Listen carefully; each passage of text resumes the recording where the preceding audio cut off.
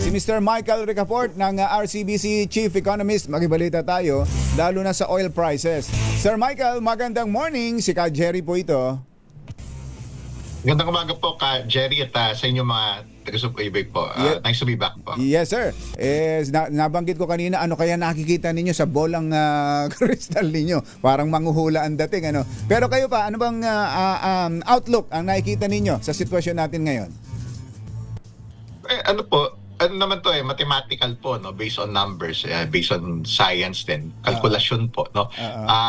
Well, ano naman talaga, at least yung mga nakita nating mga developments, lalo na yung sa Middle East, no, magkakaroon na ng peace deal, no, between the US and Iran. Maraming pinagdadasal yan na napakaraming tao, mukhang matutupad na talaga, no? At siyempre marami na rin nagkumpirma, kahit yung mga nagme-mediate, kahit yung Pakistan. So patungo na po doon, no, yung kasi yung US nag-agree na sila, no? Ito, pag nagkita-kita pati yung US officials ng US, yung mga representatives din ng Iran sa Friday, no, sa Switzerland, doon na talaga ma-formalize yun, no? Yung kasi bumaba na yung oil price. Ayun po yung importanteng takeaway dito, no? Pinakamababa na yung world price ng langis in more than 3 months since March 5 of 2026, no? Yung US benchmark ng langis, mga nasa $75. No? Malaki na po yung binaba niyan. Kasi bago po maggera, $67 eh. So hindi na nalayo. Bago magkaroon ng ceasefire, $115 po yan, 115. So from 115 bumagsak to $75.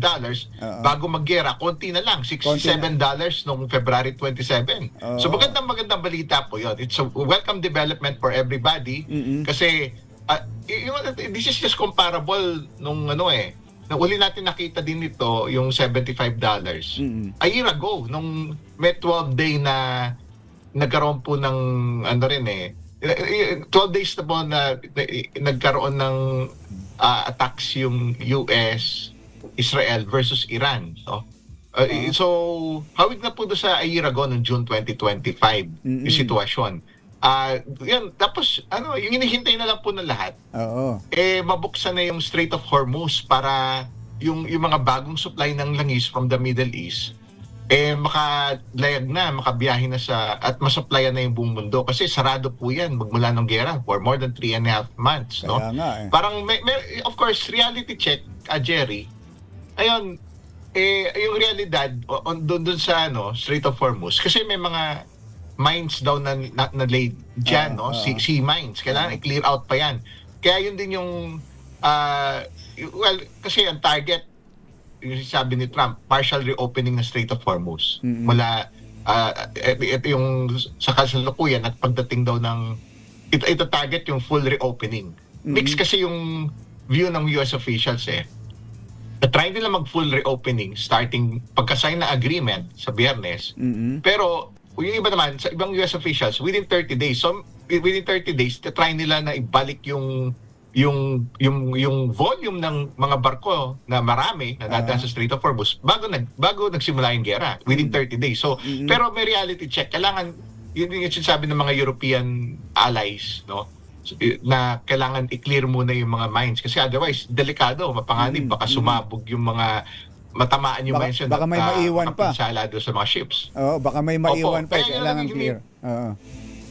Okay, hinihintay po yun, no? Hinihintay po talaga yun, yung realidad na yun. At kasi ngayon, technically, parang, may mga claims na past couple of days and weeks, meron nang in-escort daw yung US na mga ships. Sabi nga ni Trump, 200 ships carrying mga 100 million barrels na nakalabas daw dito sa Strait of Hormuz. Kaya yun pinintay ng buong mundo. Kasi mabuti na lang, yung ibang bansa, marami silang mga inventaryo. Yung po yung nagamit ng panahon ng gera nung wala pong bago supply. Kasi demand supply po yan That's nung sarado yung Strait of Hormuz, that's 20% ng langis ng buong mundo. And that's about 25% ng liquefied natural gas ng buong mundo. So na-disrupt po yun. Kaya ginagamit po yung existing inventories.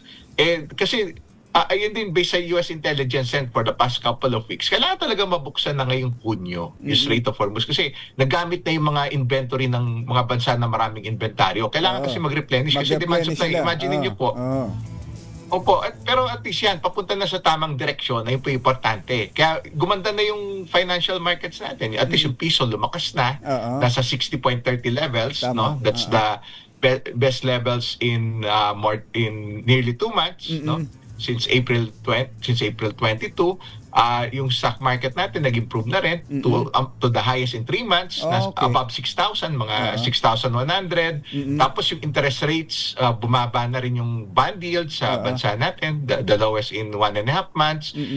Tapos, so, yun, nagdidiwang yung mundo, no? Hopefully, bababa yung presyo ng gasolina, diesel, LPG sa mga darating na araw at mga linggo. Dito sa atin, kasi yan. Dito sa atin, Sir Michael, ito,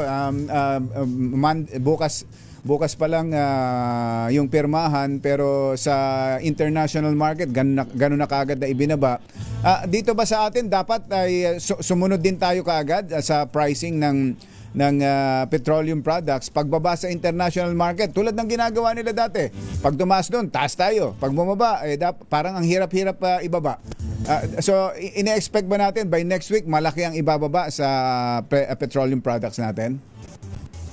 Well, in fairness, doon po yung direction kasi malaki-laki rin well ngayon, yung crude prices, crude oil, yes, bumaba na, no? Below 80 na karamihan ng benchmark kasi may Brent pa yan, meron pang Dubai crude. In fairness, 70 levels na lang sila. Malayo na rin po. So, tapos lumakas yung piso. No, nag-appreciate na may git piso, no, this week lang. Kaya yung kombinasyon ng factors na yun, malaki yung chance po talaga ng rollback. And market forces naman po yan, Jerry. No? Kasi noong packet, market forces. Ngayon pababa, market forces din. Mayroon din namang competition. No? Tsaka nakatutok yung mga otoridad natin. Di ba nakita naman din natin kung paano bumaba din yung diesel. No? From as high as 150 to 170 pesos per liter. Noong Abril po yun. After bandang mga 2 months ago. Ngayon at least nasa na lang siya. Depende ko sa lokasyon. Around 70 to 80 peso levels per liter. Halos magkalapit na po sila ng gasolina. Ang gasolina galing po yan sa mahigit 100 pesos, no kasagsagan. So may chance pa na bumaba pa, no, na in the coming days, no. So halimbawa kung nandoon sa 70s to 80s, mukhang mabawasan pa siguro mga another 10 pesos siguro this week or next week, di ba?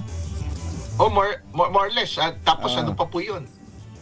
Yan, it's a function kasi yung finished petroleum products, yung monoplats na sa Singapore, yun, separadong merkado po yun, yung gasolina, diesel, pero dapat correlated po doon. Kung bumaba yung world crude oil prices, maganda yung chance, susunod din po yun. Kasi demand-supply din po. Tama. Merong ibang dynamics minsan sa finished good market. Ito crude oil, pero malaki, kasi hindi po, dahil, pero unti-unti, hopefully mag-normalize. Give it a few more weeks or months. Kasi magbabase po yan sa demand supply yan kung dadating po yung mga bagong supply from the Middle East, from the Strait of Hormuz. So parang pa rin, wait and see pa rin, no? Kasi parang yung pirmahan, kailangan talagang, kasi for the past 2 months, medyo, minsan may optimism. So dapat minsan hindi makita rin natutuloy Minsan makita po yung actual. minsan may mga nauutlot pa Pero sa nakikita ninyo, kailan babalik pa kaya sa pre-war level ang prices? Hindi lang petroleum prices, kundi pati iba pang prices of basic commodities dito sa atin. O kaya mga kailan kaya kung sakasakaling mangyayari yon? Well, kasi Jerry, ganito po, no? Yeah, give it a few months, no? Kasi pag dumating na yung bagong supply, dadagdagan yung supply sa mundo, no? Nagaling sa Middle East, sa Strait of Hormuz. So, yun, bababa talaga. Actually, inunahan na nga ngayon, no? Kahit wala pa yung bagong supply. So, magandang balita pa rin, no? Kasi magre-reflect yan doon sa mas mababa na presyo, eventually, locally, no? Tapos, syempre, yung price pressures, yung inflationary pressures, mababawasan. May parts na sticky, no? Kasi pa rin may net increase pa rin pero nabawasan na ng in a significant manner yung pressure. So ang challenge lang po kasi ngayon yun, kasi may mga ano rin kailangan mag-resume din yung supply, say from the Middle East, kasi may mga facilities din na, yan, tulad yan, logistically, yung mga facilities na natamaan ng giyera, merong reparation yung iba, may rehabilitation, ayusin, yung mga nasira, no? Pero yan, give it a few months, no? Tapos, pero papunta na po sa tamang direction. Papunta tayo ron. At hope po, Oo. opo, sana po, well, kasi na-experience na rin po natin yan. Well, a similar experience, not necessarily the same. 4 years ago, no, Russia-Ukraine war. No? Oo, tama. Pero mas mabilis po yung pagbaba ngayon. Kasi, no, 4 years ago, nag-peak po yung global crude oil price ng $130. Oo. Tapos bumaba sa mga 70 levels. It took around 6 months back then. Ngayon, mas mabilis po. Mabilis ngayon, ano? Mga 3.5 months lang may get. Bumalik na doon sa 70 levels. No? Kasi yan po yung long-term average, mga $60 to $70. Tsaka yung kung saan tayo nagsimula bago mag-era, $67. That is just like $8 na lang. Konting-konti na lang. Konting ano na lang. Konti na lang. Kaya yun po yung well, at least, yun, nakabase sa mga numero naman. No? May siyensya tayo pero siyempre, may ibang parts pa rin sa ekonomiya na hopefully kasi pass-through effect, pasa-pasa sa mataas sa transport cost. Kung bumaba yon, mapapasa rin yung mas mababa na transport cost. Tama, hopefully, bumaba na rin yung ibang presyo ng bilihin, no? Tapos, pero ganito po, may challenge din kasi may El Nino. There's a potential strong El Nino starting this month po kasi yon, estimated until early 2027. Kasi pag may El Nino, bawas po yung rainfall, may tendency na yung average rainfall bawas yung pagulan. So, yung ani ng mga sa agriculture, medyo bawas din po, bawas yung supply. At may tendency na, yung presyo ng pagkain naman yung apektado tulad ng bigas, ng ibang crops. Kasi in fact, yung hindi lang naman po yung El Nino, hindi lang naman po kasi dito. Sa karamihan ng Asia, magmula India, sa Thailand, Indochina, kaya nga yung world draft rice price, no? Nasa 10-month highs na, medyo nag-reflect na po doon. Ayun po yung challenge kasi El dagdag din Nino po sa pala. inflationary pressure siya. Tingnan mo, matatapos ang gera sa Middle East, papalit naman ang El Nino. Pero at least meron tayong magandang tinitingnan pag tuloy-tuloy ng pagbaba ng world prices ng petroleum sa pagtatapos ng US-Iran war. At least meron tayong pang good vibes para mas hindi naman nawawala ng pag-asa mga Pilipino. Ano, Sir Michael? Malaking bagay po yun. Kumbaga, parang pinapangarap lang natin lahat yan, yung kapayapaan. Sana tuloy-tuloy at magkasundo sila, tuloy-tuloy. Kasi meron pang mga, kasi bubuksan yung Strait of Hormuz, sabi, yung mga initial data yung initial information, 60 days daw i-allow na walang toll. Sabi naman ng US, dapat sabi nga ng US, dapat wala naman talagang toll, no? Yung Iran, sige, parang pumayag daw na 60 days. Tapos papag-usapan within 60 days din yung ibang mga sensitive na issues like yung kasi yung mga kondisyon, yung nuclear, yung ability to produce nuclear weapons, dapat o kung may enriched uranium, isi-surrender yon, no? So, kasi rin yan siyempre yung supreme leader ng Iran, meron ding say doon, no? Kung in recent days kasi may mga pahayag na ayaw nila i-surrender yung enriched uranium, yung input na panggawa ng nuclear weapon. Kasi naman itong yung US and Israel, taling US, ini-insist siyempre kasama sa deal, wala nang dapat either i-surrender or isirain or i-turn over sa third party yung enriched uranium ng Iran para hindi siya makagawa ng nuclear weapon. Sana matuloy na yun. Sana matuloy na yung signing.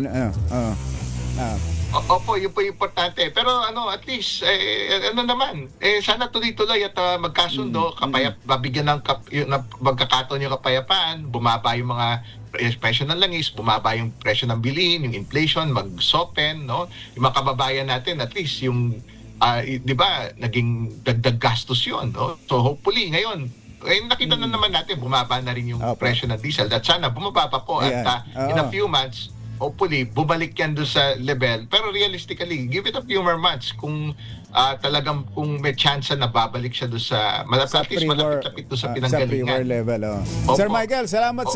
sa mga input. Oh. Salamat sa mga update. Magandang umaga po. Opo, gandang umaga rin po, Mr. Jerry at sa inyong mga taga-subaybay po. Si Sir Michael Ricaport, RCBC Chief Economist.